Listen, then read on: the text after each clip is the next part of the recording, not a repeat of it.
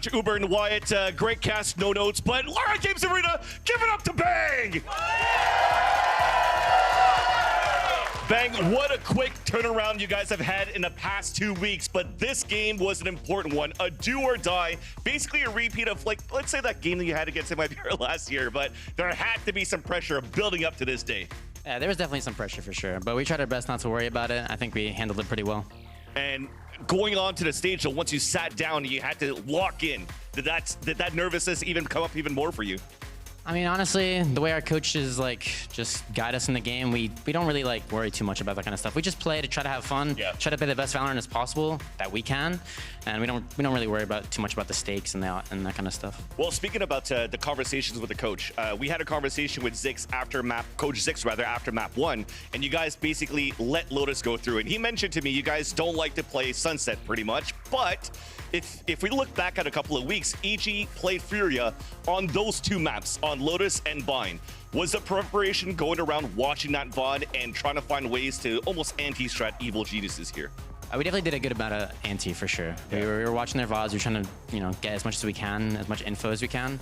But obviously, I mean, the way that our coaching staff works is, I think there is definitely some anti, but it's mostly just play our own game and try to focus on us and not really too much on our enemy.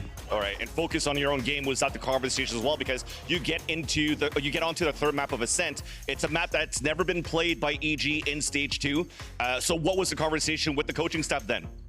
Like I said, we don't have any VODs on them. Let's play our own game. Let's do what we do, because we are definitely a good Ascent team for sure. We're very confident in our Ascent. So that's as simple as that. For sure. Well, the job's not done though, because now at least you've locked in playoffs, but you still have to be in the top 3 to guarantee that spot. If not, you go through circuit points. And you're pretty much in that race with Sentinels going toe-to-toe on who could get the most circuit points to guarantee that 4th spot. So next week, there's still another game in the regular season before you get into the playoffs, and that's against Loud. And Loud most recently, the conversation around the fan base is like, oh, they're like wounded because they don't have like a duelist, so they're just still trying to figure things out.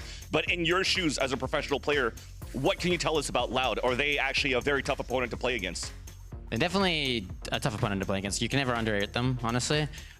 Even though they don't have a duelist, they still have a really solid team, solid roster. I mean, we're gonna care in the match. We're gonna play because we need that point for sure. Yeah. So it's important to us to win that next match as well. It's not like we're not worrying about it. And awesome. And lastly, there's gonna be a lot of seedings going through depending on what matches, what the results will be at the end of week number 5. Yeah, I think.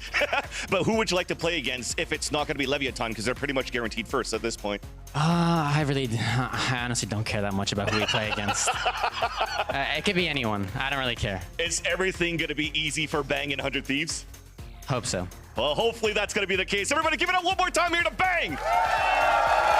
And it's now time for a break, but when we come back here, we will actually have EU with the analyst desk, one of my favorites.